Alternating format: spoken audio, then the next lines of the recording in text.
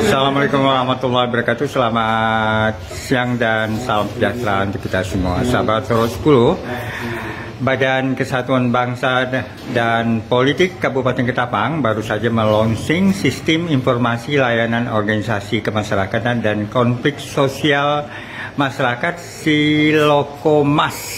Saya sudah bersama Kepala Badan Kesatuan Bangsa dan Politik Kesbangpol Kabupaten Ketapang, Pak Andreas Hardy.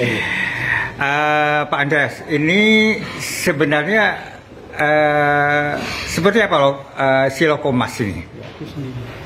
Baik, terima kasih Solo 10 dan teman-teman dari Prokopim yang saya hormati. Terima kasih atas dukungannya. Hari ini hadir di sini pada acara launching aplikasi Silokomas di Kabupaten Ketapang. Nah, aplikasi Silokomas ini merupakan aplikasi yang bertujuan untuk yang pertama pelayanan terhadap ormas. Nah, layanan ormas ini atau organisasi kemasyarakatan yang merupakan bagian dari Badan Kesatuan Bangsa dan Politik yang ditangani oleh bidang Poldagri dan Ormas. Ya.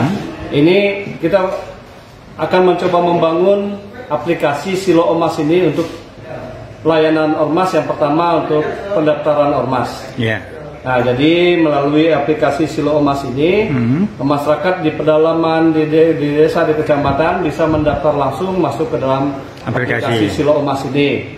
Lalu yang kedua, mereka akan bisa memperpanjang surat keterangan terdaftar atau SKT di Kesbangpol melalui Silokomas ini.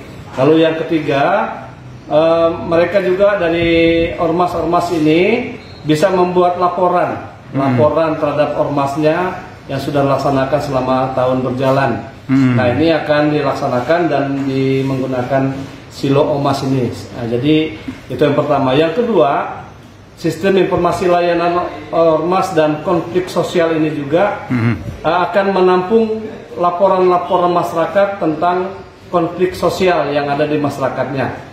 Misalnya konflik di perkebunan, konflik koperasi, konflik pertambangan, konflik misalnya di HTI dan sebagainya. Termasuk tenaga kerja ya? Termasuk tenaga kerja. Ya, tenaga kerja ini bisa masuk langsung ke aplikasi ini yang dikoordinir nanti di kecamatan itu oleh Kasih Trantip. Jadi semuanya permasalahan-permasalahan yang ada itu akan ditangani dimulai dari kecamatan. Nah, di kecamatan ini mereka melalui Kasih Trantip akan membuat laporan. Mereka akan menyampaikan permasalahan pengaduan masyarakat ini melalui Silokomas ini. Nah, jadi ini akan berguna untuk menjaga keharmonisan, menjaga bagaimana di Kesbangpol sebagai lini yang menangani cegah dini dan tangkal dini konflik masyarakat yang ada.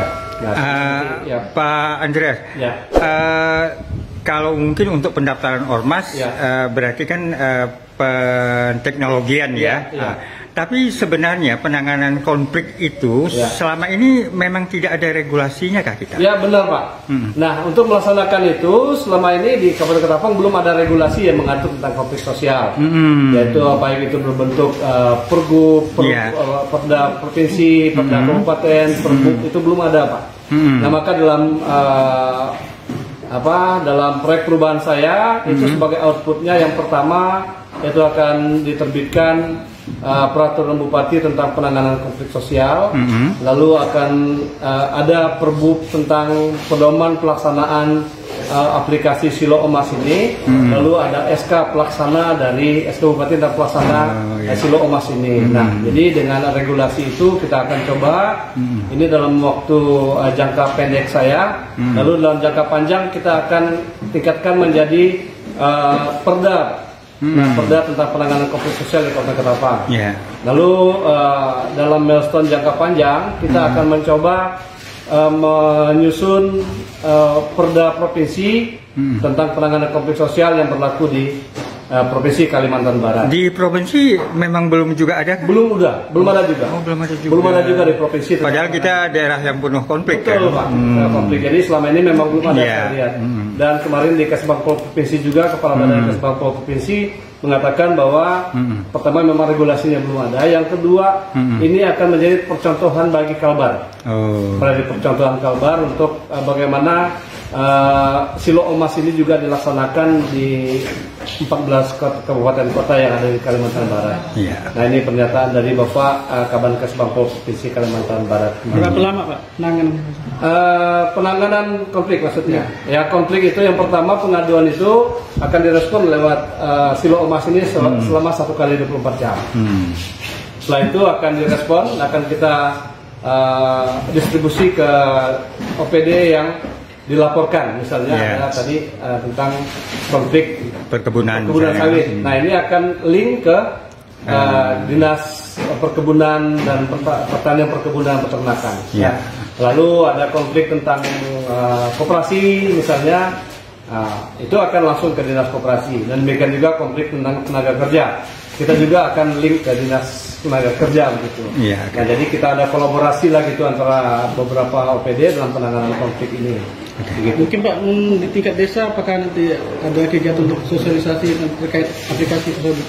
Iya benar, nanti setelah dalam selesai di jangka menengah itu akan kita laksanakan pertama launchingnya di sosialisasinya di tingkat kecamatan dan desa.